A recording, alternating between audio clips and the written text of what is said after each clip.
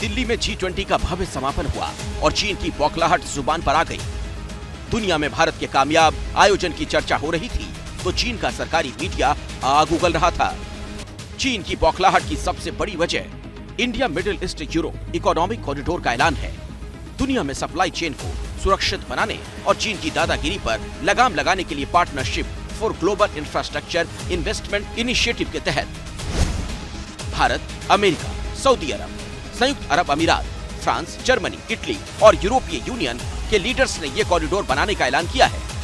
Bharat, middle east, Europe, ये तीनों ऐसे क्षेत्र हैं जिनके बीच में एक बहुत अच्छा अलाइनमेंट है। हम भारत के जो वेस्ट कोस्ट के पोर्ट्स हैं, सामान जा सके सीधा मिडिल ईस्ट के पोर्ट्स में, तो इससे जो आज यूरोप और भारत के बीच में जो दूरी है वो कई हजार किलोमीटर कम हो जाएगी। इस इकोनॉमिक कॉरिडोर की मदद से एशिया, यूरोप और अफ्रीका को जोड़कर इंफ्रास्ट्रक्चर का नेटवर्क बनाया जाएगा। ये कॉरिडोर 6000 किलोमीटर लंबा होगा। इसमें 3500 किलोमीटर समुद्री मार्ग, पूरा कॉरिडोर 2 हिस्से में होगा। कॉरिडोर का पूर्वी हिस्सा भारत को अरब की खाड़ी से जोड़ेगा। कॉरिडोर का उत्तरी हिस्सा अरब की खाड़ी को यूरोप से जोड़ेगा। माना यह जा रहा है कि अपने महत्वाकांक्षी project one belt one road का झांसा देकर गरीब देशों को अपने कर्ज जाल में फंसाने वाले चीन की चाल का इससे जवाब मिलेगा। इस कॉरिडोर से भारत से यूरोप तक सामान पहुंचाने में 40% समय की बचत होगी। The India Middle East EU initiative is completely new, not something that was anticipated earlier, and that has tremendous potential for the future, provided it is implemented properly. इस रूट को नक्शे पर समझें तो ये मुंबई से शुरू होगा। भारत और यूएई के बीच दुबई पोर्ट प्राइमरी लिंक बनेगा। यही बंदरगाह रेल लिंक का शुरुआती पॉइंट होगा। दुबई पोर्ट से अल खुवैफा, अल हरैद, रियाद, अल हदीथा, हेइसा, पीरियस के रास्ते ये रूट सऊदी अरब, तुर्की, इजराइल और यूरोप से जोड़ेगा। चीन की सबसे ज्यादा परेशानी इस कॉरिडोर में सऊदी अरब की भागीदारी है।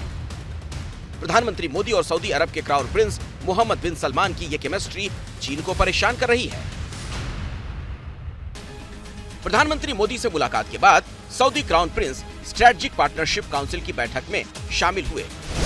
काउंसिल की बैठक में सिक्योरिटी, डिफेंस, ट्रेड और अर्थव्यवस्था के मुद्दों पर चर्चा हुई। सऊदी भारत की इस बढ़ती दोस्ती ने चीन को और परेशान कर दिया है। India and Saudi Arabia are two of the largest and fastest growing economies in the world. Certainly the two fastest growing economies in G20.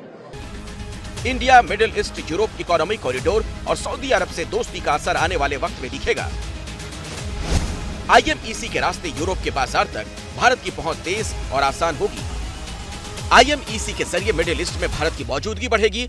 Bharat अब मिडिल ईस्ट में भी अमेरिका का साझेदार बनेगा। सऊदी अरब जैसे देशों से नजदीकी से मिडिल ईस्ट में भारत की भूमिका भी बढ़ेगी।